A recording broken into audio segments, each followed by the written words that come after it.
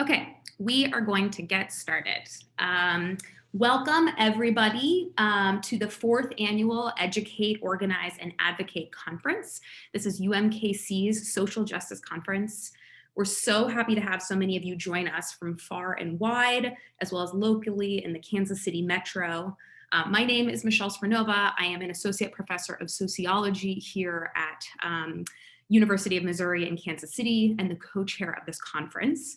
I am going to go ahead and begin a screen share. So welcome to the conference. While we had originally planned for this conference to be held in person, we're so grateful to our incredible planning committee who has helped us transition this conference and completely redesign the program to work online instead of happening in person as it had been initially planned. Rhiannon Dickerson, the other co-chair and founder of the conference and an associate professor at Rockhurst University, in addition to McKinney King, UMKC's Director of Diversity and Inclusion, worked particularly tirelessly over the next year to make this all come together, in addition to our incredible EOA planning committee. So I wanted to acknowledge all of their incredible work in bringing this to fruition. We also wanted to thank Race Project KC, Johnson County Public Libraries, Rockhurst University, and the Kauffman Foundation for their generous support of this conference. Before we begin, we also want to acknowledge that we're working and living on the unceded ancestral lands of the Kickapoo, Osage, Kansa, and Sioux. So many of you may be asking, what is this conference all about? Good question. This conference is about having challenging but important conversations about social inequality at UMKC, in Kansas City, in the US, and in the world. And there's no better time to do this than the present. This past year has been a tumultuous and challenging one. The coronavirus pandemic has laid bare many of the existing axes of inequality along the lines of race, class, gender, sexuality, ability, and health. Inequality in education has become particularly apparent as classrooms have moved online, requiring students to have access to computers, regular internet access, and a safe and chaperoned place at home to focus, something that many of our communities do without. The same is true for higher education, where many of our marginalized students must work or caretake full-time, and they're forced to put their studies on hold. Many work frontline jobs and live in areas where their risk for infection is high, and this is shaped by race and class in powerful ways. While people became attentive to issues of racial inequality during the protests that followed the murder of George Floyd, these conversations often fizzled out as people turned their attention to other matters, including the election or the winter of isolation ahead. Today, we create a space to resume these conversations and follow them with a call to action, working together to hold each other accountable to promoting a more equitable and just world, and refusing to ignore the injustice and stand by idly. So we wanted to thank you for coming out and joining us today. We have an incredible lineup that will make you pause, think, and get uncomfortable, but also hopefully inspire you to action. So there are a few details that we wanted to go over quickly. As you noticed, we are on Zoom, so you all have been muted upon joining the meeting. Please remain muted for the duration of the presentation. At the end of the meeting, there will be an opportunity to discuss. If you have questions, you can submit them at any time through the Q&A forum. Will they be addressed at the end of the session? So there will be a moderated discussion by our moderator, John Eligon, followed by Q&As from the audience. At the bottom of your window, you will also find a closed captioning button. Clicking on that button will allow you to switch captioning on or off. And additionally, you'll be able to view a full transcript of the session at the end. We also encourage you to add your pronouns to your username on Zoom if you have not already. You can do this by clicking on your box and renaming yourself, including your pronouns. Along these lines, we also will take a moment to lay out our community agreements. These apply for this session as well as the rest of the sessions of this conference. Community agreements define how we agree to interact with one another in conversation and therefore set the expectations to be upheld throughout the conference. These include that we are willing to make mistakes and get comfortable with getting uncomfortable. We engage with and criticize ideas, but not people. We are aware of how much space and time we take up in discussion and step up or stand back when necessary. We will not speak on behalf of groups, nor will we expect individuals to act as spokespeople for groups. We will acknowledge intent, but we take responsibility for the impact of statements we make, asking ourselves, who am I centering? With all of that in mind, it is my pleasure to introduce Junie Labi, a first-generation student at UMKC, who will be introducing our keynote presenters and moderator. So without further ado, take it away, Junie. Hi, everyone. My name is Junie Labi. I am a first-generation college student here at UMKC. I'm currently a junior majoring in sociology with a culture anthropology emphasis, and I'm also double minoring in German and international relations. I'm a proud member of Sigma Lambda Gamma National Sorority Incorporated, president of the Sexuality and Gender Alliance Council, and first-gen Rue mentor to 5 amazing mentees. I am so happy to introduce our keynote panelist and moderator for today's Educate-Organize-Advocate conference. The panel will be moderated by New York Times national correspondent, John Eligon. Eligon's work documents the nuances of America's struggle with race issues, from the protest movement over police violence to the changing face of the nation's cities and suburbs. His work has taken him to South Africa to cover the death of Nelson Mandela and to turn to cover the Winter Olympics. He has also helped to shepherd the Times' coverage of the police shooting of Michael Brown in Ferguson, Missouri. Born on the island of Trinidad and Tobago, Mr. Eligon moved to the United States as a young boy. He graduated from the Northwestern University with degrees in journalism and German. Mr. Eligon will be moderating a panel of 2 other esteemed writers, Andre Perry and Ijeoma Oluo. Andre Perry is a fellow in the Metropolitan Policy Program at Brookings, a scholar in residence at America University, and a columnist for the Hetchinger Report. He is the author of a new book, Know Your Price, Valuing Black Lives and Property in America's Black Cities, which is currently available wherever books are sold.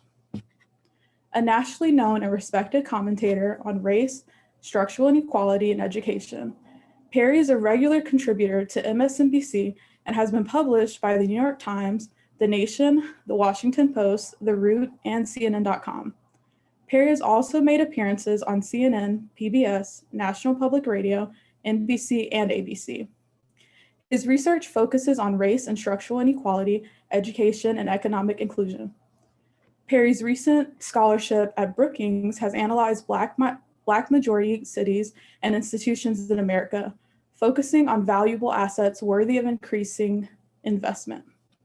As a native of Pittsburgh, Pennsylvania, Perry earned his PhD in education policy and leadership from the University of Maryland, College Park. Ijeoma Oluo is a Seattle-based writer, speaker, and internet yeller. She's the author of the New York Times bestseller, So You Want to Talk About Race, and most recently, Mediocre, The Dangerous Legacy of White Male America, which comes out in December. Named one of the Root's 100 most influential African Americans in 2017, one of the most influential people in Seattle by Seattle Magazine, and one of the 50 most influential women in Seattle by Seattle Met. A winner of the 2018 Feminist Humanist Award by the American Humanist Society.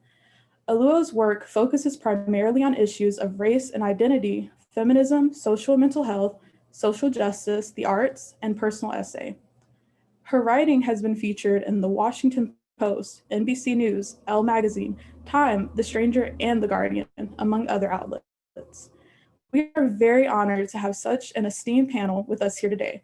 We hope you all enjoyed the panel and we look forward to hearing your questions at the end. And now John Eligon will take over the show. Great, thank you so much, Junie, for that great introduction. Ijeoma, Andre, great to talk to both of you. So I want to jump right in. I mean, let's talk first about, what's on everyone's mind somewhat, the election and kind of, what the implications there are for race. And the first thing I want to ask, as I'm sure you all and many others have seen in Biden's victory speech on Saturday night, he said he thanked Black communities for putting him over the top. And he said, you've always had my back, I'll have yours. And so to me, that sounds like an invitation for Black folks to really kind of, ask for what they want. So I guess I'll ask each of you, what should be the ask right now for African Americans, for Black people? What concrete demands should be made of a Biden administration? Ijeoma, I'll start with you. I think that I think it's the same demands that we've been having regardless of who's in office, right? Looking around issues not only of policing and criminal justice, but looking around at infrastructure investment in our communities, issues with education, affordable housing. I mean, I think everything that we've long needed, and also I think that this current pandemic has exacerbated in our communities, we, invitation or not, need to be demanding, because we are Americans, and we deserve to be taken care of. So I would say that, it doesn't really change what we're asking for, but I would say, like, the crises that I'm focusing on right now, especially in this pandemic, are around issues like housing, right? We're on the verge of a massive displacement of Black communities and communities of color once any of these restrictions on evictions are lifted. And that's something I think about all of the time. I think that the issues we've had around education are becoming exacerbated when we look at access in this technology age. Looking at medical reform is desperately needed as well. And of course, this summer, the issue of criminal justice and the mass incarceration and brutality against Black Americans has been once again brought to the forefront for people who maybe weren't thinking about it as often as Black people have to. So the mission stays the same. I think we have to continue pushing and not get complacent based on who's in office. Yeah, those are great points. I mean, the mission stays the same in some ways because the issues are so systemic and so ingrained in our society. So Andre, what should, to break down some of those systems, to cut through some of those systemic disparities, what should be some of the concrete asks that we seek from the Biden administration? Well, the first thing the Biden administration needs to do is not coddle white anxiety. You are already hearing people saying we need to listen, using that same old 2016 sort of shtick of we need to listen to middle America. We need to listen to working class voters as if Black people aren't working class. We need to listen to rural America as if Black people don't live in rural America.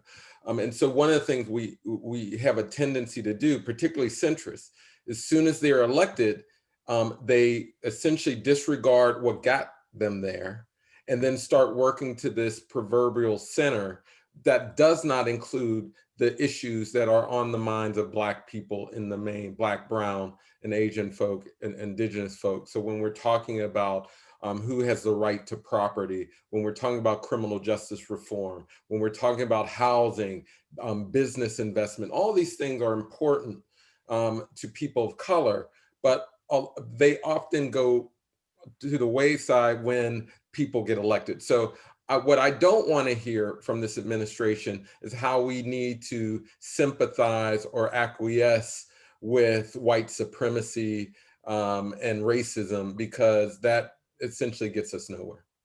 Yeah, and on that point, I mean, it seems like the coherent argument that I feel like Democrats and others never make is that when you talk about some of these marginalized groups, the interests of these groups, these create a better society for everyone, right? Even for those, quote unquote, middle American white voters as well, right, Andre?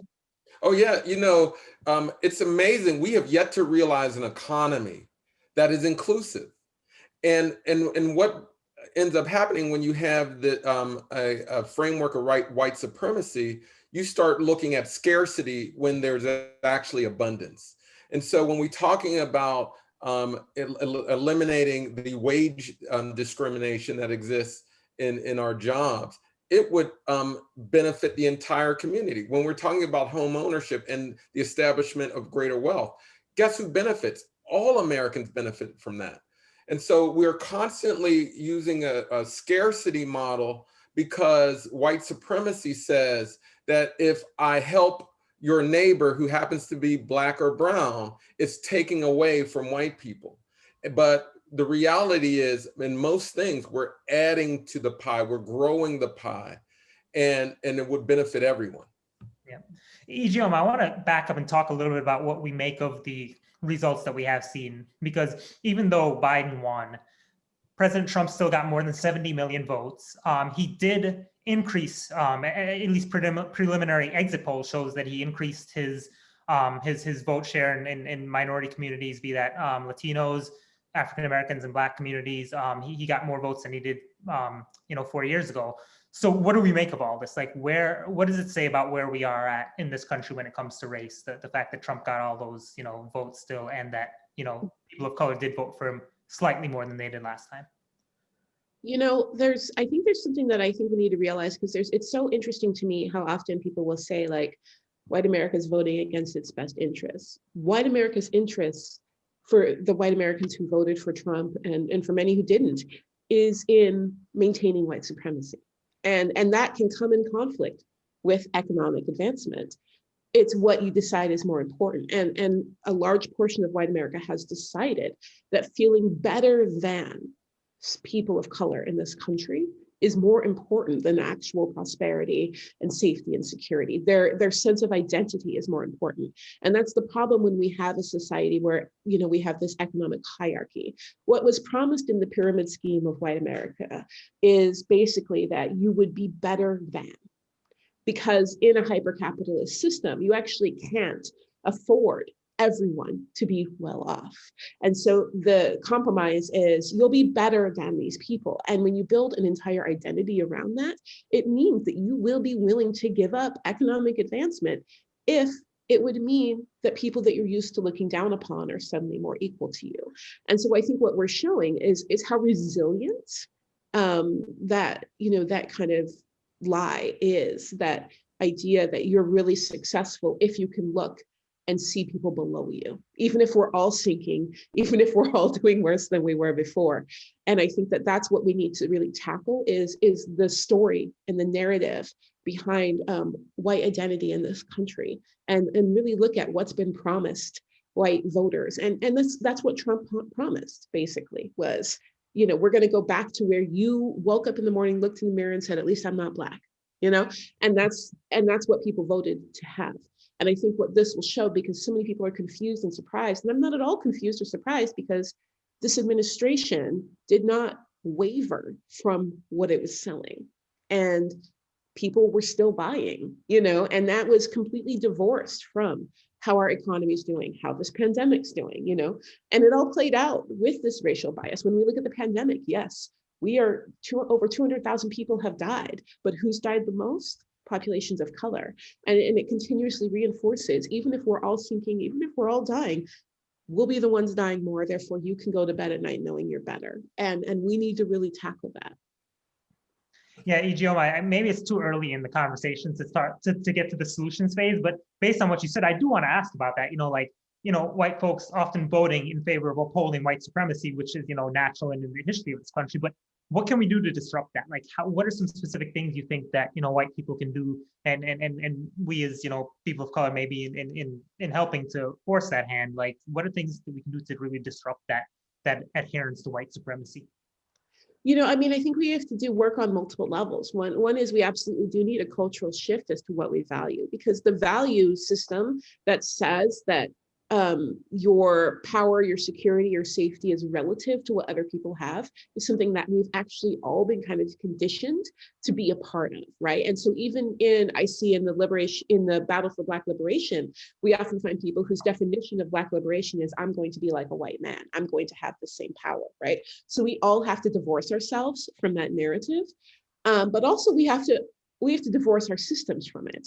And so that means it has to stop paying off. This sort of, power at the expense of others has to stop paying off in our education system, in our job system, in our political system. And so this means that collectively we have to, yes, change how we vote, but we also have to change the way our systems work. And right now, our education system rewards this, our, academic system our political system rewards this, our media rewards this, and we need to start really making shifts. But also in the meantime, we also need to just work on the systematic changes to really undo the harm done to populations of color, because part of what needs to happen, honestly, is that white America needs to figure out it can survive it.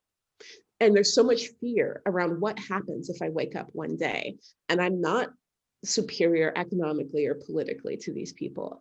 And part of what gets rid of that is that you do the work in the system and you wait for people to catch up, and you say, you know what, you'll realize when you wake up tomorrow and you're still alive and you get used to it after a while, you didn't die. and you finally realize that you have a new sense of power and success and safety that's more tangible and more measurable, but we have to actually tell that story. I think that fear lets go. And we see this in social progress, as a queer woman, I've even seen this around, like marriage equality and things like that, and the amount of fear around it. And then people realize they woke up, their marriage was still intact, even though, queer people could get married, and then we moved forward, right? And I mean, of course, as a queer woman, I'm aware that there are still places all around the country it's not safe for me and many other people to exist, but knowing, part of that fear that honestly is stoked by people like Donald Trump, it's stoked by the right all of the time, it's stoked by these angry young white men, is that if you don't have this, you have nothing. And I don't believe we have to actually center white people and prove to them what they'll have. I think we do the work in the system, and then they see what they have. We don't need to actually coddle people into it. We don't have to hold their hands and walk them through and promise they'll be okay. I believe they'll be okay because as a Black woman, I've survived. They can survive, And so part of it is people figuring out that they can. Mm-hmm. You made a powerful point there. For some people, the liberation is, I wrote down here, I'm going to be like a white man. And Andre, I wonder if that attitude at all kind of reflects what we saw in this election cycle with some rappers and particularly Black men going for Trump and at a much higher number than maybe we would have thought. Well, I think Bell Hooks, in one of her magnificent books, I first learned how Black men have always striven to be like white men in so many different ways. And that really played out in terms of some high profile rappers, but overwhelmingly Black men, Black women voted for Democrats. So I actually think that it's a little bit of a distraction to say that these few rappers represent the Black male electorate. With that said, Black men have always tried to capture this notion of the American dream that is very white. And so, but I would not characterize the movement of 50 Cent as indicative of the movement of Black people. But with that said, I'm in reflecting upon the election, it always amazes me how few Black and Latino voters actually go Republican, given we are socially conservative groups for the most part. We go to church, Christian church at higher rates. Our views for Black people on immigration are generally aligned with whites. We generally agree with the capitalistic system. I'm talking not necessarily me, but the populace as a whole. And so I'm always surprised that more people don't go Republican. It goes to show you how racist the core of the Republican Party is, or at least it's sheltering such a core racist constituent that Black people still won't go in it, in spite of sort of our social conservative views. Mm-hmm. So I think we can learn a lot from this race. Is that one, and this goes somewhat to the solutions portion, we've got to address voter protection. I mean, if there's anything I've learned in places like Georgia, to be clear, Stacey Abrams should be governor of Georgia, if not for the voter suppression. And we would probably see more gains in different races if not for the voter suppression. In addition, we do need to really examine those how to overcome this COVID issue and do it in a way while hiring people, like making sure the contact tracers and other things are building capacity of Black communities, brown communities, because it's in these moments where you have billions that are deployed, trillions that are deployed, and it either reifies a power base that is existent, or we have an opportunity to shift in terms of redirecting resources that can actually change the conversation. So for me, it's voter suppression. And if we, in this next budget spending package, if we can figure out ways to build capacity in the communities that need it, that will be a major victory. Gotcha. Andre, I wanted to ask you one more thing about the election, then I want to move on to some other topics, but you wrote a column about the white educational achievement gap and how Trump reflects that. I found that very interesting argument. Can you explain, what your argument there is? And voting is a test of sorts of how you apply the knowledge that you gained or did not learn. And when you look at voter rates of white people, they voted for someone who chronically lies, so you can't trust a thing that he's saying, plays footsie with horrible dictators that have killed, maimed people for very little reason or a credible reason. You have a person who's, again, coddled white supremacist, is an open sexist, there's so many things. He's thrown away democratic processes. And after the election, literally, he's trying to discredit the election itself, discredit democracy itself. So you have white people still voting for him.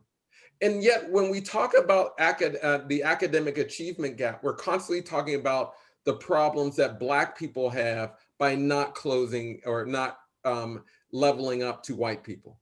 But let's be clear, the ignorance that is supported by people's votes, that's a problem. If you are voting for a liar, that is a deep, that's just a problem. So for me, it's like we constantly need to reframe things in our society because they've been framed to essentially subjugate Black and brown people. Instead of this Black-white achievement gap, which we need to, problematize in many ways, which says that in order for us to have educational equity, Black people need to catch up to white people. That's what it is, instead of being establishing equity in a lot of other fronts. But the point is, well, let's turn that on its head. Let's look at the white achievement gap. What's hurting the country by them not learning, by them refusing to act on knowledge? And it's having severe consequences on our country and on democracy as a whole. Mm-hmm. Ijeoma, I want to ask you about this moment that we're in right now as a nation. While I think in the top, Michelle had mentioned how, when you have the protests and things like that over the summer, we see a lot of strong response and a strong desire to do something, and that unfortunately wanes over time in terms of when it comes to the society as a whole, and then the interest and the energy around that. But I think we are still in somewhat of a unique moment where there's this very high awareness of racial injustices and these issues, and where you have maybe more people than you have in recent memory who actually want to do something about it. More white people who want to step up and be anti-racist and things like that. So what can white people do or not do in this moment to help in that struggle for equality? And as people of color, like, how do we kind of respond to those efforts, and what are some ways that we can kind of interact with those efforts? I would say, I always kind of recommend for individuals to their own personal power audit, right? To look at where they have money, where they're in meetings, where they have influence, but also where you live. It is really important to understand what's happening. It still surprises me the amount of people who showed up in the streets, white people especially, to protest and really had no idea what the arrest rates were by race and ethnicity in their neighborhood, who had no idea what the income gap was in their neighborhoods, right? Had no idea what the educational gaps are. And if you're out in the streets and you don't know what's happening in your neighborhood, what actually are you protesting? And it's really important to recognize that for a lot of the people putting these protests together, a lot of people doing this work have been doing this work whether or not people have been standing with them with concrete goals. So like living here in Seattle, we've had concrete goals for a long time around education, around criminal justice reform, around housing. And so it's very easy then when allies are engaged and they actually know where to focus to say, we have been trying to push this effort to get increased affordable housing in the area. We need you to show up at city council meetings. We need you to vote this particular way. We need you to sign these petitions. So listen to what's already been said, but that means you actually have to find out what the issues are and then ask who's working these issues. It's vital because when the attention comes to these moments, there are activists, especially Black activists in neighborhoods all over the country, who actually have packages of reform ready, who actually have demands that we've been working on year in and year out that we could really use support to get pushed. And I've seen what that looks like. You know, here in Seattle, you know, I remember taking my kids as small children to protest the new youth jail they were building. It's like, I think it was like a $250 million complex to house predominantly Black and brown youth to incarcerate them. And, you know, I have pictures of my children as small children wearing No New Youth Jail shirts. And we tried and tried and tried and kept hitting brick walls. And, you know, when this moment came, because we had that ready and we were able to engage white allies who were suddenly realizing there's an issue and say, this is one of the major issues right now that we're trying to fight, we were actually able to finally get a commitment because of the increased attention to no longer incarcerate youth in that center and turn it into like a family resource center. That's a major victory for, you know, Black and brown families in our neighborhood, and one of many that we need. But it shows that, you know, for many people, this may seem like a new thing, but this is 6 years of protest, 6 years of work. And so that's what I would like, you know, I think a lot of times right now people will say, I want to, you know, what sign can I put up? What Facebook status can I have? But instead, what you need to do is find out what's happening in my neighborhood and what have these long-term activists been asking me to do for a long time that I haven't been listening. And trust me, we could use people in school board meetings. We could use people in city council meetings. You have coworkers who could use you bringing up these issues in work meetings. You know, we have votes that you need to be casting, money you need to be spending. And people have been talking about it for a long time, but you have to first know what's happening where you live, and then figure out who's been working on those issues. Yeah, I always find it as a journalist, it always kind of like annoys me when people always ask me, oh, what do these protesters want? You know, it's like, if you've been listening, like there have been a lot of demands, right? I mean, people have been working on these things. Can I pick up on something Ijeoma said, that most white people are in positions and live in communities where they can demand increased density and affordability in their district. They can demand that a funding structure that produces a $23 billion difference between schools and predominantly districts, schools with people of color and predominantly white districts. They can help change those systems. They can help deconstruct a criminal justice system, because, by the way, many of these private prisons are in white communities and they're housing Black people. So there are things they can do within their own backyards that can change the national scene. And so I always tell people, you know, while I want them to do the marches, I want them to join organizations and learn. I want them to read my book, you know, oftentimes, but more importantly, I want them to change what's in their communities, the structural things in their communities that's throttling the economy, that's throttling education, that's suppressing economic and social mobility, particularly in housing. There's lots of things white people can do to be allies, but I don't even say it's to be allies, it's really to be right. Like, get your minds right, do good. This is about stopping the bad and doing just good stuff. And they can do a lot within their own backyards. Yeah, I'm glad you brought that up, Andre, because, you know, here in Kansas City, it's like, you know, even you think about things like where we send our kids to school, right? There was a push, you know, a couple of years back to kind of create this charter school within the Kansas City public school system, even though there were already schools within the school system that, you know, white people could send their children to if they wanted to, but they don't, you know.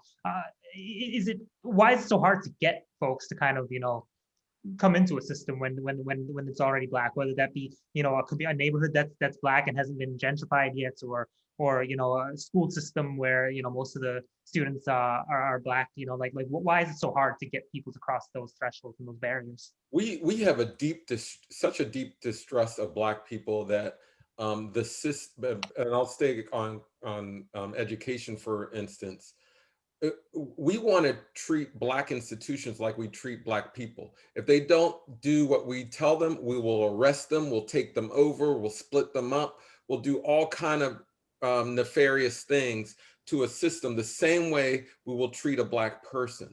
And so, you know, and I say all the time, my tagline is there's nothing wrong with Black people that ending racism can't solve. That, but we live with this white supremacist myth that the conditions of Black cities and neighborhoods are a direct result of the people in them, when in fact, it's the policies that are doing exactly what they were meant to do.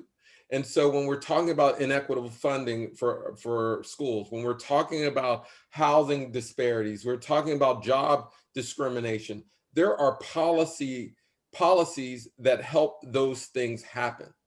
And so for me, but the reason why it's so hard to make change, because there's still a deep distrust of Black people. We don't feel that Black people can hold money. We don't feel that Black people can run schools. We don't feel that Black people, and by the way, when charter schools hit Kansas City, you saw a 10% overall reduction in Black teachers in the city, which mirrored a lot of other cities in terms of again, showing the devaluation of Black labor in these systems. So, but we got to start trusting that policy created these disparities, and not, you know, the moral failings of Black people, and not the sort of the lazy. I mean, so that's why it's hard, because we still have in our heads that Black people can't run things, can't hold money. They need to be watched. Mm-hmm. Ijeoma, you were raised, I think, by a white mother in a liberal white neighborhood, and I'm wondering how that has shaped your perspective, and that maybe prepared you to talk about racism in this era, and also to to talk to white people about, you know, kind of what Andre was just talking about, the way that Black people are viewed in this way that we're viewed as, you know, not being bad people, and us being devalued. In what ways has your upbringing kind of prepared you for those conversations, and what do you bring to those conversations from that upbringing? Yeah, you know, one thing that it's interesting about, growing up Black in a predominantly white space is you become very fluent in whiteness. You have to. You can't get anything, like white people can't pull anything over on me. I'm like, look, I know what you're doing right now. My mom is white. I grew up in Seattle. There's no like weird, I know what that means. You can't fool me. But you have to learn. And there's an observance that you have to have. Usually, when you're in a space where you can tell who hates you because they're going to say they hate you, it becomes very easy to know like what you need to do for your survival. But if you live in a space where no one's going to say they hate you, it's just everything seems to work differently for you. Everyone seems to, for some reason, treat you differently, and no one will say why, and everyone will vote Democrat, and everyone will recycle, but no one will talk about the way things are different. You start paying attention to systems because you have to figure out why things are the way they are. Otherwise, you feel like you're going crazy. And so for me, trying to get people to say the thing they wouldn't say, it's in Seattle, it was at the heart of my writing. That's why I started writing. I started writing because I had grown up in this area, and I'm looking around and I'm like, am I in a bubble? Am I in an alternate reality? What's happening? How can all these incredibly well-educated, informed, politically involved people act as if racism doesn't exist here when I'm living it, and my Black friends are living it. And so that's how I ended up, being able, I think, to write about it is, I was able to see the things and say the things. And also because I learned being inundated with whiteness, that not saying this thing, saying the thing, at the end of the day, I was still going to be treated as a Black person, as a Black woman in any space I was in. And so I really quickly let go of the idea that I wasn't going to say the thing. And it allowed me to write with an openness of recognizing that, I could play it safe and I would still be at 50, 60, 70, controlling what I was saying. I was still going to be disrespected. I still wasn't going to be seen as, a person of equal value. And so I might as well say the thing. And that's really how I started writing. And so a lot of people were shocked because they were like, I think people think that I translate, and I don't. I talk like someone who grew up in Seattle. I write like someone who grew up in Seattle. And they're like, white people can just understand what you're saying when you say it. And I'm like, well, I guess it's because I'm just saying it. But at the same time, I also want to point out that there's a particular privilege I have. And growing up where I am, speaking the way I do, writing the way I do, that the flip side of that ends up silencing a lot of Black voices who perhaps write and speak differently than me, in a way that isn't as immediately accessible. And it's been frustrating to watch because I've never pulled a punch in my writing life. I've always been incredibly direct. And I will watch a Black person who speaks in the way that they speak in their neighborhood in Missouri. And someone will say, oh, you're so angry, you're so awful, I can't believe you would say that. And then they'll tell me, oh, you're so kind and gentle the way you say that. And I'm like, look, we just said the exact same thing. The words I use just match the space I grew up in. And so I want people to recognize that like part of what I'm doing is part of what I have is privilege that I'm flexing, in the neighborhood I grew up in the skin tone I have, in the voice that I have to try to talk about these real issues.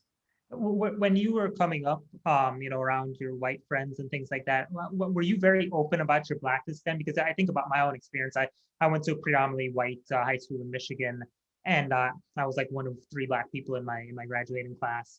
And as I kind of went off to college and things like that, and I started expressing myself more, my Blackness and how much that meant to me. These were not things that I expressed back in high school. So I always wonder how my high school friends, who were still Facebook friends, how they're taking me now, if they think I'm radical. But I've actually found like this, I've gotten a lot of support, generally speaking. But like, how was that for you then, and how has it been now? Like, is it do your white friends find you unrecognizable, or how has that been for you?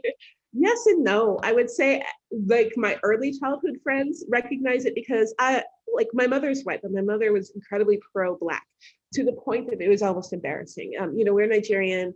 Every Nigerian holiday, she would make us go to school in full Nigerian garb, wrapper, gele, everything. Sometimes we would have to bring a flag with us. Like, it was ridiculous. And then the school would be like, what is this? I guess it's a thing now. I guess we're celebrating Nigerian Independence Day. I guess we're, and so the kids, like, everyone knew we were Black, knew we were Nigerian. We knew there was never, and I am, while it was a weird white thing my mom did, when I meet other mixed race Black people or Black people raised by white families, where there was this general denial that these kids were Black, I'm incredibly grateful. But that being said, being Black in workspaces, in college, being a Black woman, and also dealing with, of course, the sexism and harassment that goes along with my gender as well.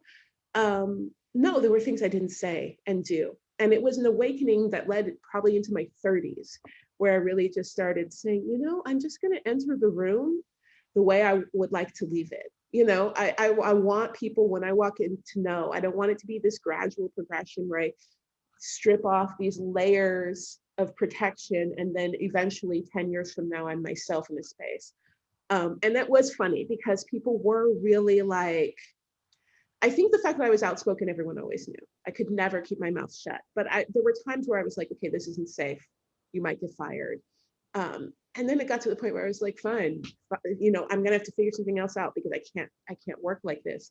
And when when my hair went natural, it was weird. It was the physical things mostly. People were like, oh, you look more militant today. Someone actually came up and said that to me once in the office. You look more militant today. And it was all that had changed was my hairstyle. But now, of course, it's interesting because I actually have, because I still live in Seattle. I grew up in Seattle. I stumbled upon a former coworker who was sharing something I had written. And then there was 12 other people I worked with. And they were like, yeah, that sounds like Ijeoma. She always had an opinion about everything. And so I think the fact that I don't think people expected this was the avenue it was going to take, but that I would be outspoken in what I did, I don't think it surprised people. Yeah. But I am more myself now. When I find myself in corporate spaces or sitting with Black people who have to work and hold their tongue in order to feed their family. And I want to be clear, there is nothing weak about that. There is nothing cowardly about that, right? Like that is a huge sacrifice you are making to be able to pay your bills, to be able to feed your family. I recognize how, like, I remember that feeling of swallowing down racist comments, and knowing that I don't have to do that again means I am a completely different person than I was when I had to do that day in and day out. Mhm. Andre, I want to ask you about kind of like the opposite. I mean, you write a lot about, you know, and you're from Pittsburgh yourself, and you write a lot about predominantly Black communities. What for Black folks, you know, kind of, you know, making that transition when you're someone from a completely Black community or a largely Black community, and kind of you're in this, you're entering into this world where there's, you know, white supremacy all around you. Like how do Black people kind of make that step? You know, coming from that prism, coming from that background, and what are some ways they can kind of you know, kind of enter into that world in a way that feels comfortable and feels appropriate for them. Well, I tell this story in my book, Know Your Price, Valuing Black Lives and Property in America's Black Cities. I was raised in a predominantly Black neighborhood. I was informally adopted by an older woman in the hood who took in kids when, you know, things didn't go well with the families. My father was murdered in prison. So I have the sort of the Blackly Black story. But this woman who took me in, she raised about, you know, 12 to 15 kids for varying durations. I stayed till I graduated from high school, but it wasn't until I went to college did I understand how people perceived me. And one of my first classes, I learned about the Moynihan Report. And the Moynihan Report, for those who don't know, there was a Patrick Moynihan. At the time he wrote it, he was Assistant Secretary of Labor, but he went on to become a senator for New York. But he wrote a report that essentially gave the state of Black America, but he pinned the reasons for poverty and a lot of other problems on the unstable Black family that were headed by women.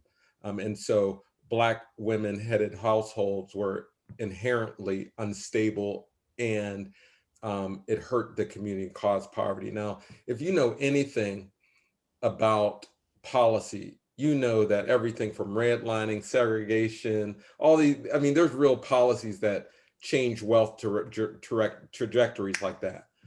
But if you know Black women, you know that Black women would never put children in harm's way.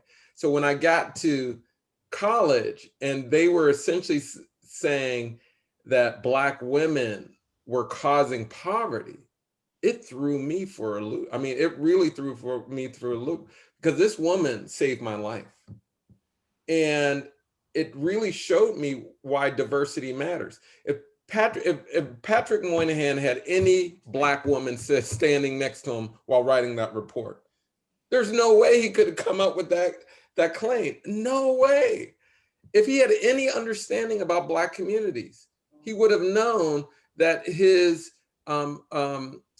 claim was essentially an old white supremacist myth that has been going on for generations, abdicating the responsibility of looking at housing discrimination, employment discrimination, all these different things that were happening in the 60s, like crazy, right in front, and he refused to acknowledge it.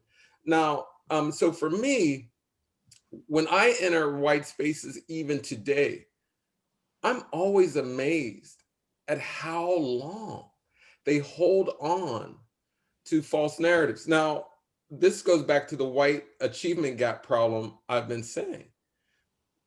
One of the reasons why we absolutely need Black history infused in American history, believe it, I mean, it is American history, but for the sake of semantics, I'll say Black history infused, is that white people really don't know that they were privileged beyond belief.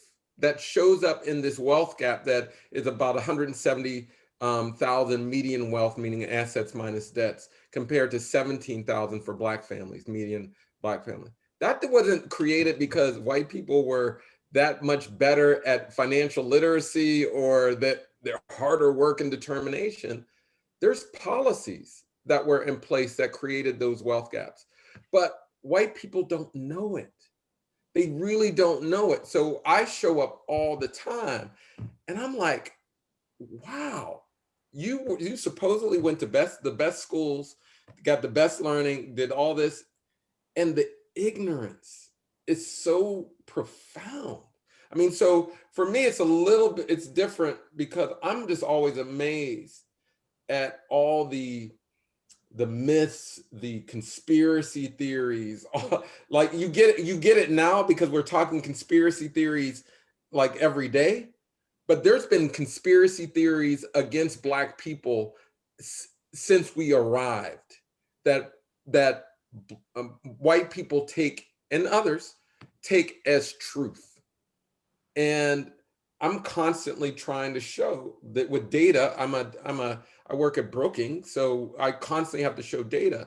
But some of the times I feel like, why do we have to even prove this like thing that is so undeniable, that has so much history and research around? Why are we still arguing that redlining extracted wealth from Black communities? But yet we still have to. So that's how I'll answer that question. Yeah. Well, but are there any specific things you would tell, Black people who are from, predominantly Black communities who might be stepping into white spaces, might have some reticence or hesitance about that? What are some tips you would give them, in terms of stepping into those spaces and really owning and oh man, well, and I will say this, one of the first things I was shocked at when I went to college, I went to Allegheny College in Meadville, Pennsylvania. Maybe 10% of the population was people of color. I mean, it was a small percentage. And I was absolutely amazed. This sounds bad, that white people weren't studying all the time, that they had all these like high-end morals and behavior. So I went in like trying to be Mr. Perfect. I mean, study day in, day out. I was on the cross-country team. I was doing everything that was told to me you need to do to be successful. Yet I saw my counterparts, first day, drinking alcohol like crazy. Not that there's anything wrong with alcohol, but it was like it destroyed the image that I was presented. And along the way, that has been true in every stop, in undergrad, in graduate school, in my professional career, and all these things. You're constantly fed an image of whiteness that doesn't play out in reality. And so you're like, wow, we've been living with conspiracy theories forever. But now we understand the damage that these myths can cause for everyone. Ijeoma, do you think that we're at a moment where people are more accepting, across the board, whatever race you are, more accepting of the realities of race and racism? I mean, for instance, I was just struck, I was in suburban Minneapolis, I was talking to a Trump voter and he voted, his main issue was abortion, but he said he does believe in systemic racism, he told me, a white man. I was kind of shocked by that kind of dynamic right there, but like, do you think, are we more open to it now? Are people talking about it more? Is racism something we can more, get through to people about more now? Yeah, I mean, I would say I would say one, we're past that really frustrating hump for a lot of people of, does it exist?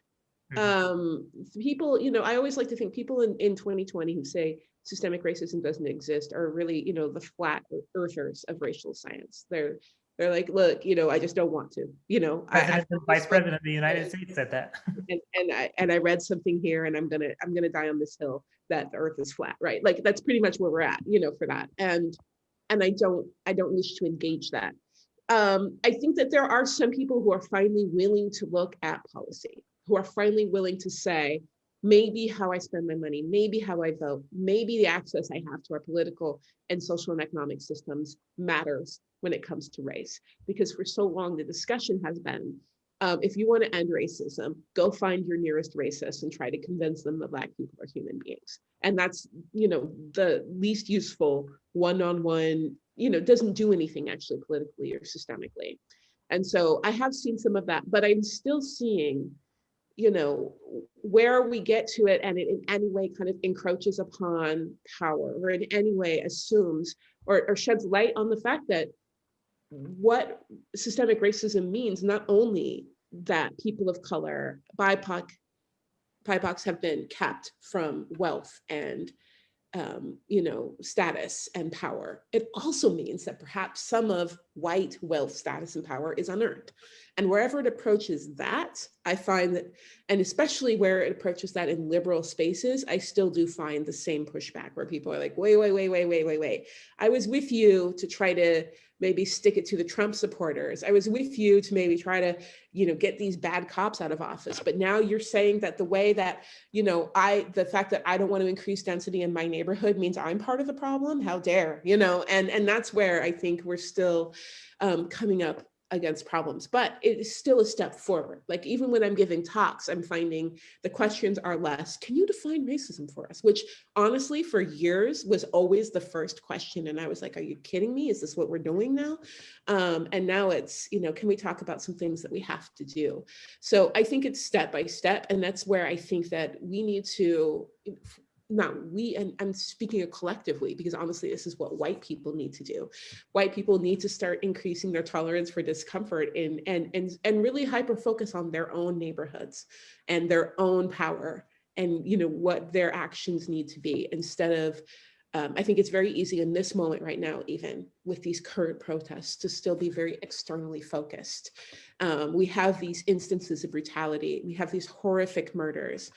And so then people can say, these people, this is the badness, this is what needs to change, and can really draw a line between their own personal actions and connections to systems and what is happening out there. And that's where I think we really need to make a shift. Yeah, we got some great questions coming in, so I want to let everyone, viewers, know, just keep the questions coming, and I'm going to start asking some of them in a couple of minutes. But Andre, you know, when we're talking about solutions and things to do, one of the things you write about is buying the block. Can you explain that? Yeah, buying the block is an age-old quest of ours. Right now, we know it. We hear it more in the conversation around Nipsey Hussle and what he tried to do. So the goal has always been to concentrate commercial corridors with the firms, businesses that will help propel the adjacent neighborhoods with them. So because of, I write a lot about housing devaluation, because homes and property is so devalued in Black neighborhoods, you can actually buy the block with family and friends dollars. And that's what people are doing. They're buying up 8, 9, 10 parcels and then saying, hey, we're going to invite businesses or homeowners to either rent or purchase the property. And a lot of this is occurring across the country in places like Detroit, Birmingham. I write about Birmingham a lot. Wherever there's Black places, there's this happening. They get the money to purchase a property. They don't get the money to develop the property. And then it becomes this quest for development dollars that it has been thwarted from Black and developers. I mean, the numbers are clear on this. Only we represent about, Black people represent about 13% of the population, but we are only 2% of the employer businesses in the United States. Most people get their start their businesses using the equity in their home, and so it's not surprising to learn that 7% of white entrepreneurs start their businesses with a loan, compared to 1% in Black-owned firms. And so all this shows that it's been an access to capital issue that has prevented us from really developing the block. We can buy the block, and we are buying the block. But when it comes to developing the block, that's one thing. And I will say this about buying the block. We also need to pay attention to those Afrofuturists that happen to be planners, urban planners.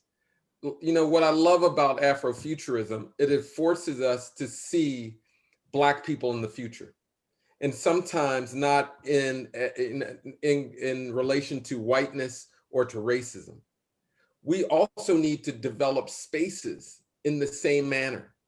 And so I think that we're in a period where people are buying the block, and now they're developing it in ways that are designed to have Black people be free, Mhm. to see themselves in affirming ways, to shop based on the goods that we want, to, just very affirming futuristic way. And so I think the future of buying back the block, you're also going to see some redefining of what the Black community should be, not what it is in relation to white people or white supremacy, but what it should be in general.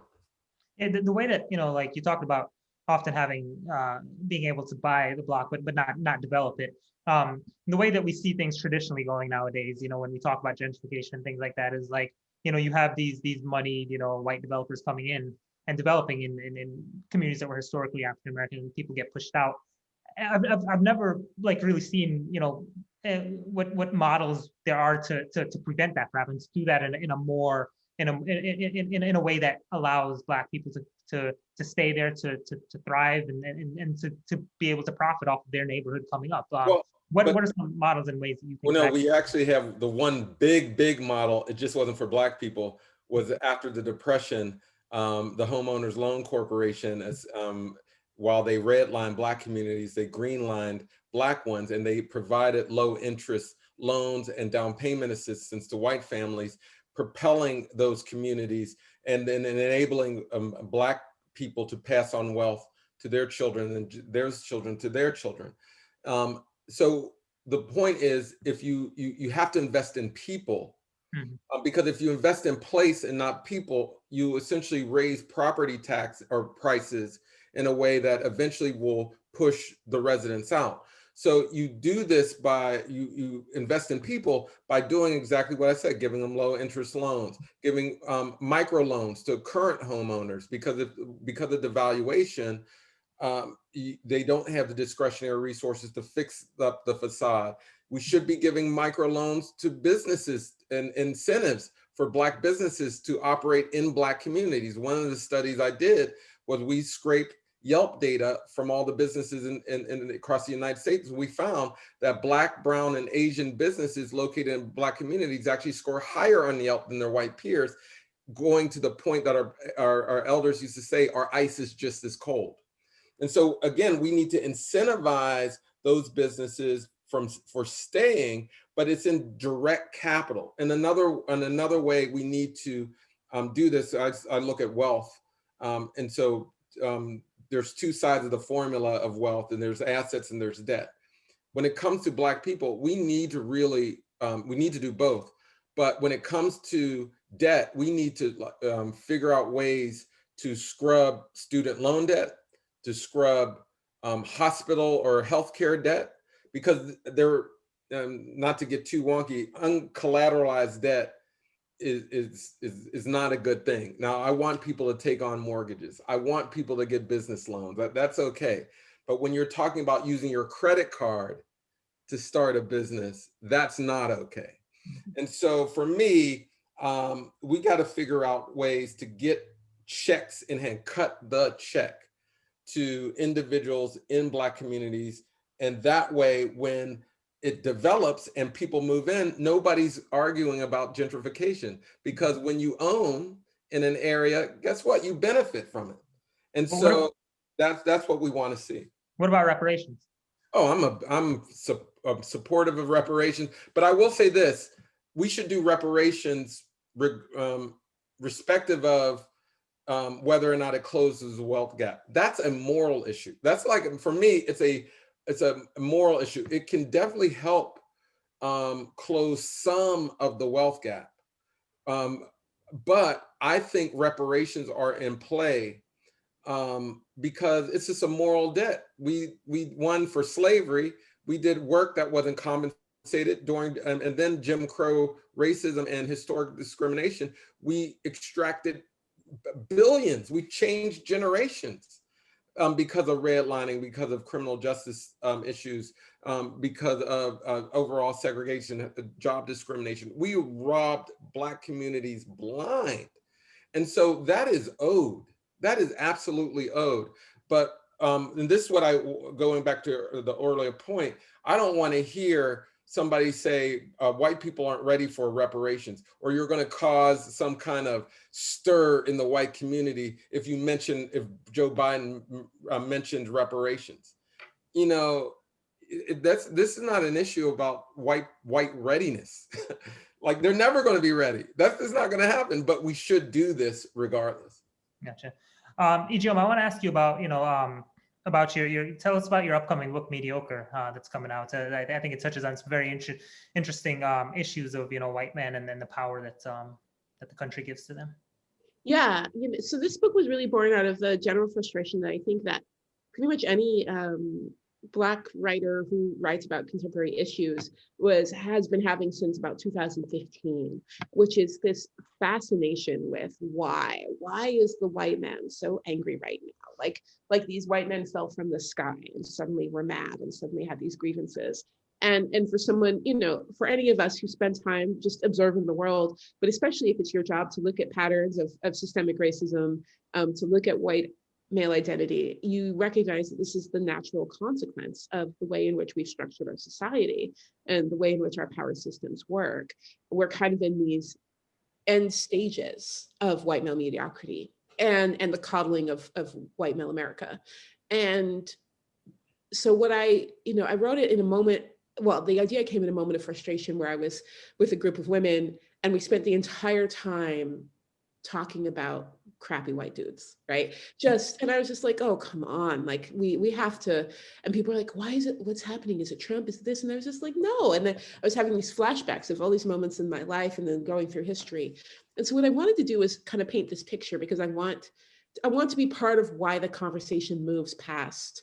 We have to empathize with each individual white man and figure out why he's feeling disappointed and recognizing that almost everyone's going to feel disappointed in a hyper-capitalist system, and that the anger that white men have has been by design by our society to keep people distracted by the ways in which our systems work, so that we're not actually asking, why is wealth distributed the way it is? Why is power distributed the way it is? And so it's an interesting book because it goes through about 200 years of American history and its story that's themed out. So we're looking at things like football, we're looking at Buffalo Bill, we're looking at the education system, and really telling these stories of how time and time again, wherever our progress came up against the idea that white men were always supposed to feel better than everyone else, that idea won over progress and what it has cost us as a society, and to really try to get us to start looking at where we support these really harmful ideals so that we can maybe start making better choices.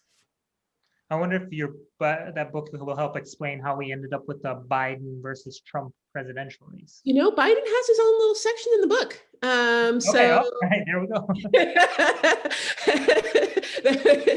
It was written before he was the nominee, actually. So if you want a little bit of talk about Biden as a part in this dynamic, as part of what we're seeing here, it's in there. Yeah, because it just seems like two white men who are past retirement age running for the most important position in the world. It just doesn't seem like I don't know how do we get there, but and very sketchy academic records along the way. So there's that too. Exactly. Ijeoma, I want to ask you one more question real quick, and then I want to get to some of our audience questions. I'm curious, and maybe this is just too aspirational or optimistic in me, but and I know it's probably not in our lifetimes, but like, can you envision a world in which we do not have to talk about race, and what would that world look like? Oh man, that looks like a world where I'm writing something dope. Like I'm not writing painful, horrible things anymore. That would be amazing. I dream about that every day. I dream about all the horrible murder mysteries I want to write that aren't, this. Do I envision in our lifetime? No, absolutely not. But what I will say is, having resigned myself to the fact that white supremacy will outlive me, then my definition of victory is how we can thrive in this lifetime. And so what that might mean is that we do create spaces where less and less Black life is defined by this struggle, where we can, create area for Black people to really thrive. as we continue to fight these battles, where we can increase the amount of time we spend nurturing Black community and Black growth, and for other communities of color as well, and less time fighting that battle. But what that means then is that it's white America fighting that battle. White America saying we're going to actually clean our own house, and we can thrive, And I think that we can have that vision and work towards that vision. It doesn't necessarily mean that white supremacy is defeated, but it means that each one of us are our own success in that battle. And that's the dream I have right now, honestly, even for myself, for my own personal career, is a time where I'm shifting my focus to what it means to uplift community. And that means being able to confidently pass on a lot of this work to white America. And that's where I would see a victory that I do think is possible in our lifetime. I want to ask a question from Jordan Ayala. Jordan asks, what are ideas from the panelists on policies or actions to break down the role of relative advantage within and between identity groups conditioned by white supremacy? Ijeoma, you have any thoughts on that? One thing I would say that when we're looking at this is a couple of things. One that shows that once people, like studies have shown that even in workplaces when you first start to promote women, people of color, there's this general revolt where white men stop producing. They don't see themselves as connected, but that fades after the second or third time they see it, right? It fades after they get used to it. So one thing we have to actually do is look at what is keeping people from being in these positions and shifting the environment to make it something that will benefit people of color in spaces, and then give it time. I think one of the biggest problems we have is we start these efforts, there's a backlash, and there will always be a backlash. And we decide, and America decides it doesn't have the will to push past that backlash. And we have to absolutely push past the backlash. But another thing I think that needs to happen within white America is white America actually needs to start defining whiteness. It needs to have these conversations and say, what does it mean to be white? And verbalize it. Because right now, what happens, there's a really good book about this called White Identity Politics by Ashley Giardina. And looking at basically the fact that white identity remains dormant unless it's under threat. And so when you never have to say this is what we stand for, you never actually have to investigate what you participate in. And so white Americans looking and saying this is what we stand for, and honestly, leaders saying, as a white American, this is actually what I believe. I would love to see our political leaders. I would love to hear them say, like, not just as an American, but as a white American, this is what I define as my culture. This is what I define as my values. This is what I define as my goals, so that white people can actually own it. And if they're gonna, if they want to stay with the racism, own it.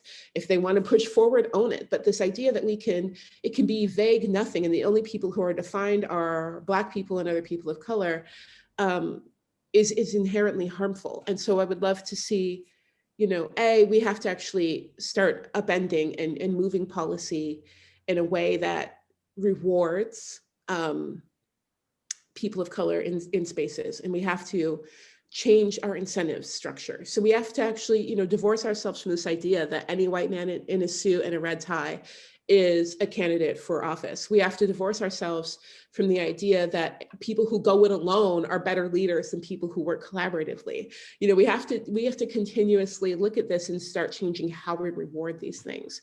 But also I would say, when I'm talking to businesses about equity, I always tell them, treat equity like your money. It always shocks me, the difference between how businesses treat something they care about and how they treat something they don't care about. And same for government entities. And I always say, I've worked in corporate long enough to know that if you're running short of your financial goals, if you were to show up in a meeting and say, we are 20% short of our goals, and someone would say, why? I'm like, I don't know. Well, what does that mean? I don't know. Well, what are we going to do? We're going to have a listening session. Okay, well, what are we going to do after the listening session? Well, maybe people who are used to being poor, we will have them figure out what we're going to do. Okay, well, what money you're going to put into it? None. Well, what hours? Oh no, people are going to do this in their spare time. Like, there's no way you would take an issue as important of running short of your financial goals, the way that you treat racial equity. But we see this in government, we see this in business. We don't actually see, we're going to put funding, we're going to put resources, we're going to hold people accountable, and we're going to reward success. And we actually have to start building that in. Part of how we start breaking that barrier down is when we actually reward success and equity. And we don't reward success and equity. We don't reward the people who actually build the equity.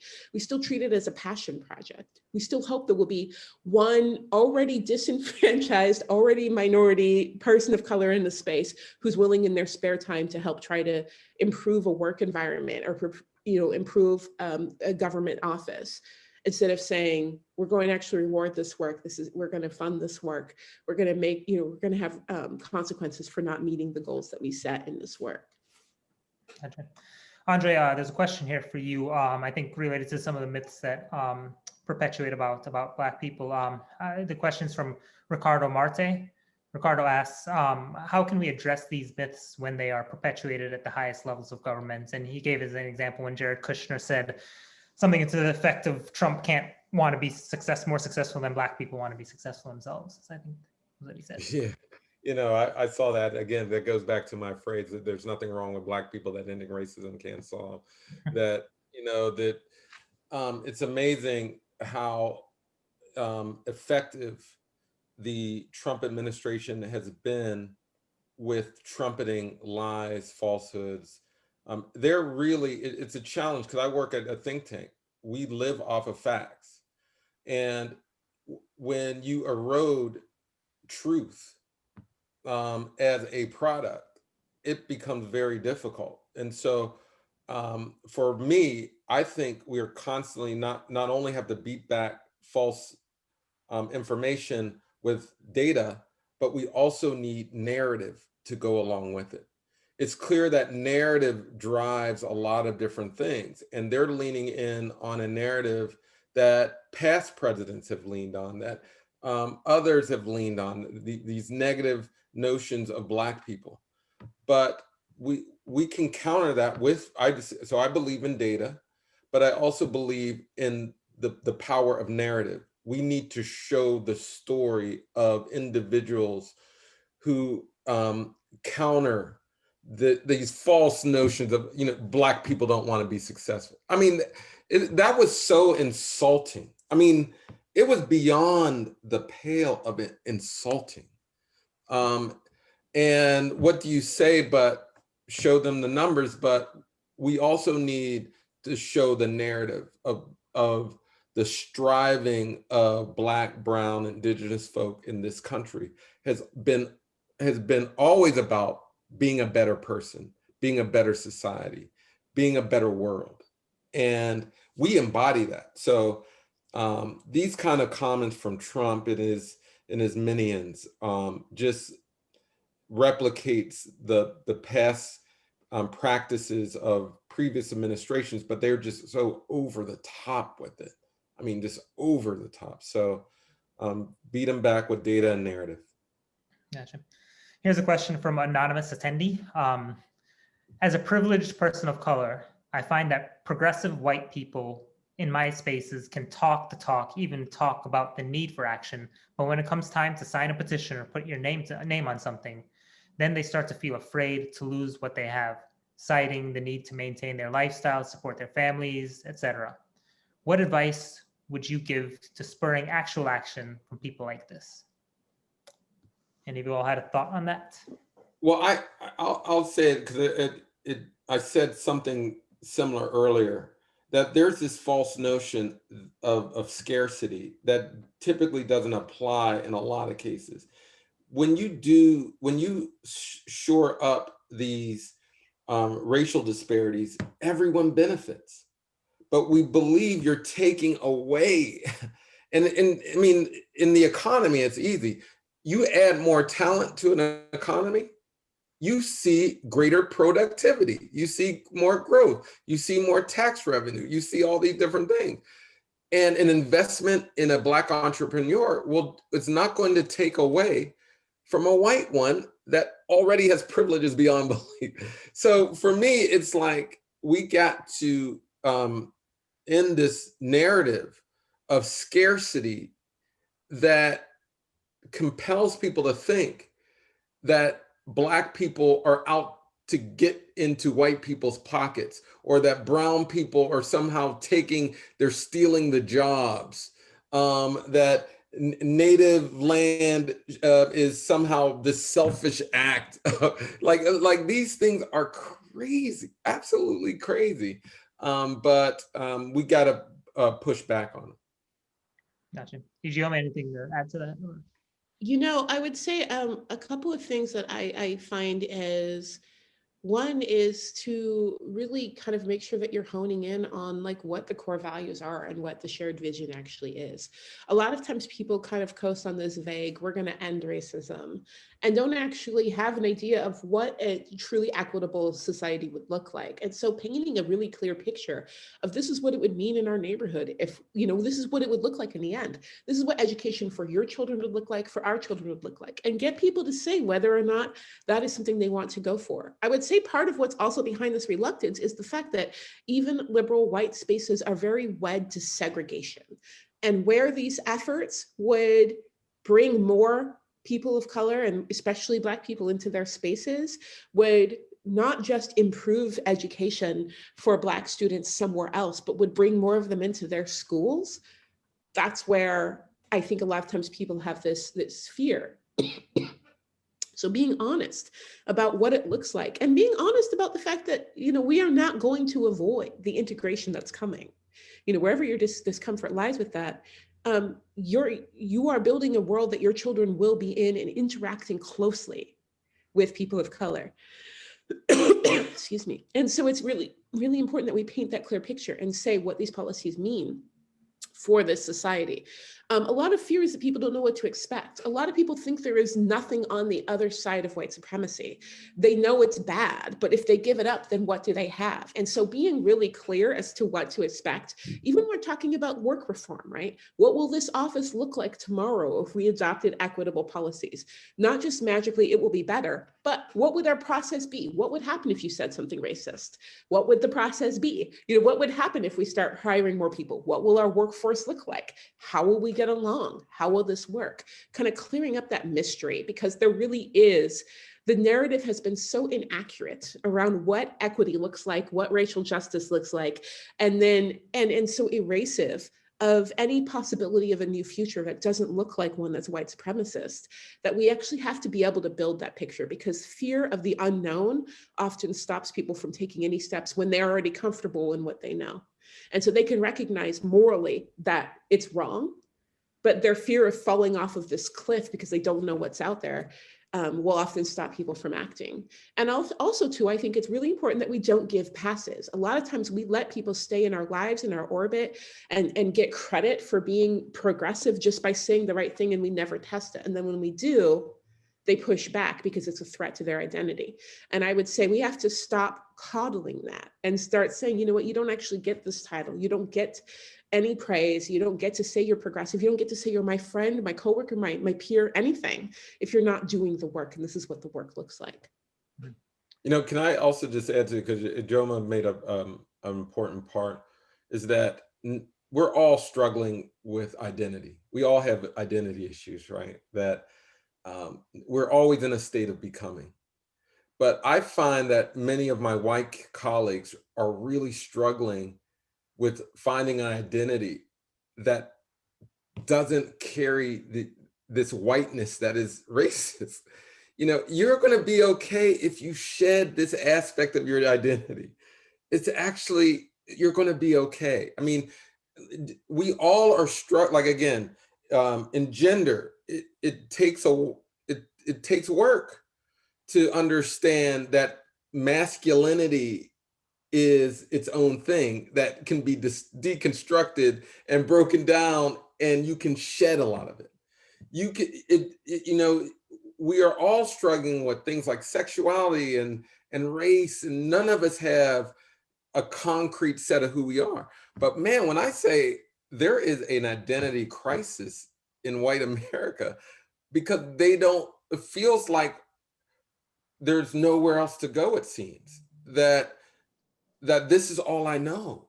And while the rest of the world is doing all these kind of introspective sort of, you know, tearing apart our conceived notions of identity, it's like there's a maintenance of this thing that is clearly out out of date, antiquated, and useless in a lot of ways. So this identity piece is big. It is big, and folks need to reckon with it. Gotcha. We have a question here from another anonymous questioner. How should one handle the conversation of racial inequality, police brutality, the election, etc., as the only, quote, Black friend for a primarily white friend group? I feel that when this year's protests first started, my white friends reached out to seemingly check in on me as their only Black biracial friend, but it seemed that they more so wanted me to affirm that they weren't racist rather than truly asking how they could be anti-racist. So what advice would you all have for someone like this who's a Black or biracial person who's facing this? I mean, I feel that, like, I don't, there's a reason why I become more and more isolated living in Seattle doing this work. It's those, I remember after the election having a white neighbor knock on my door crying, and just stood there crying. And I'm like, I don't know what I'm supposed to do with this. I don't know what I'm supposed to do with your tears here. Like, I have my own problems to deal with. I would say that, what I would say, if these are people, obviously, that you consider friends and want to have a relationship with, I would say first, think about what an actual healthy relationship with them would look like for you. Like, what would it look like for you to feel like you could trust them? What would it look like to feel like they see you and care about how you move through the world and want to make a difference on these issues? What would your conversations look like? What work would they be doing? And then offer that up to them and say, you know what, I want this for us. I want us to have this relationship. I want to feel this way around you. And these are the things that are stopping us from doing it. And these are the opportunities you have. And now you need to go find a way to make this happen. This is a vision. This is an offering of a real, true, close friendship. Because one thing I have realized often is that white people, even if they love deeply Black people, when they're not really engaging on these issues, they feel that gap. They know that it's not as close and as real a relationship as they want it to be, as it should be. And they're tiptoeing around it too, but they're just pushing all that emotional burden onto you in a way that is brutally unfair. And you can't have a real relationship if you can't get there. And so offer it up. And it works one of two ways. Either people say, yes, I'm down, or they say, I don't want that. And then you know where you stand. And you know that that's not a relationship that has the capacity to grow.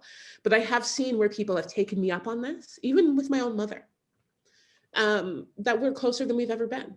And that I feel like, it's not perfect, but it means that we've made this commitment to having this relationship so we can actually work through issues.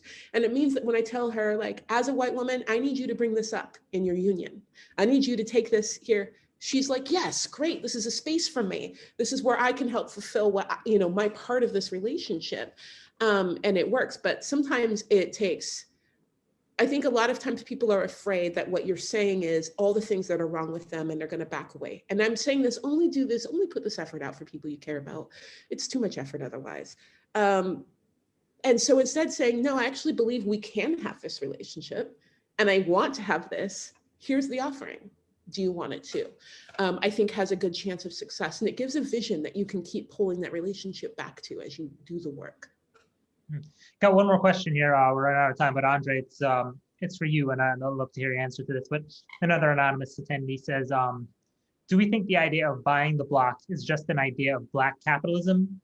Yes, it's perfect to look at disparities in ownership in our communities, but is the goal wealth or closing of disparities for us Black people?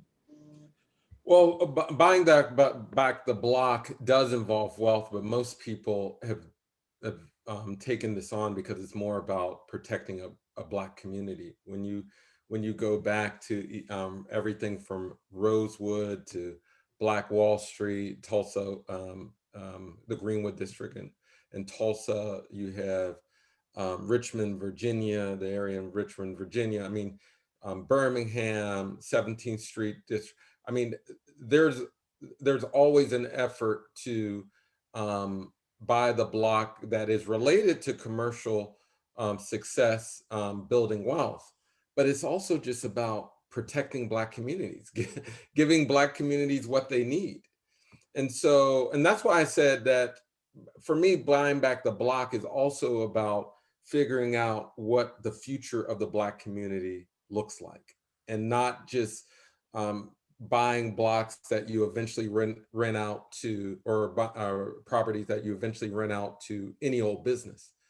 It's figuring out what are the kinds of businesses, people, activities that will make for a stronger community. And I think that's what the legacy of buying back the block is. And it's also the legacy of what people have done to destroy those communities. I mean, everybody, because of Black Wall Street, because of Tulsa, and HBO is making a killing right now off of Tulsa right now. I mean, when you think about The Watchmen, and when you think about what's the other sci-fi horror movie? What is it? Yep, that's a Lovecraft Country. All had teased the Tulsa story, but what that legacy is, when you see Black communities rising up, you also see efforts to slap them down. And so there's that as well. So, but to me, this is about advancing our community. I want to jump in here too and add, because Andre, I loved what you had said earlier about Afrofuturism and just honestly about like speculative fiction in the Black community. I think it's vital. A conversation I had, was it last year before? I don't know, time doesn't exist in 2020. Some point in the last 2 years with Nora Jemison was, what was fascinating for me as someone who spent so much time in Black past, was to see someone whose job was to imagine, rooted in our past, a new Black future. And I think that that is vital to the work. And I think that what people are afraid of, even more than our economic success, is that we will envision a future that will be different from the status quo and will therefore threaten the status quo. And so it is vital when we talk about that, we have these questions and say, are we replicating harmful hypercapitalism in our systems, and try to steer away from that and know that we have the solutions within us to think of something better for our systems. And I do believe we have to create space, protect space.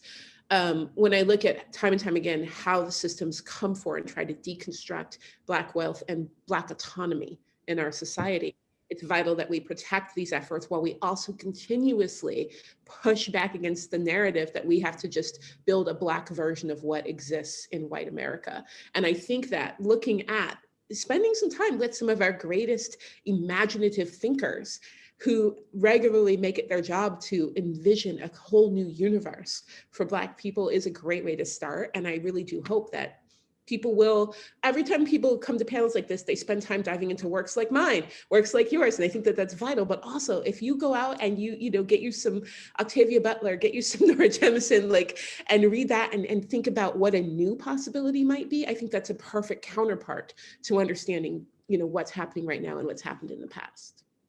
Great. Well, Ijeoma, Andre, thank you all so much for your time. This was amazing. I want to thank everyone for watching, and then to give them all a virtual round of applause. Thank you so much. Thank you, John. Thank you. Yes, thank you so much to everyone. Thank you to the incredible speakers and moderator. This was such an invigorating conversation. And thanks to everyone for coming out. We hope you'll be able to attend our breakout sessions this afternoon, which will allow for some small group discussion to really connect some of these dots and call to action. Also, Andre Perry is giving another talk this evening specifically about his book through the Kauffman Foundation, so you should check that out. Follow everyone on all the social media. These are incredible authors. Read their books. Know Your Price, Mediocre, So You Want to Talk About Race, all the things. So grateful to have you guys, and respectful of time, let you guys all go. But thanks again, and here's to a brighter future. Bye.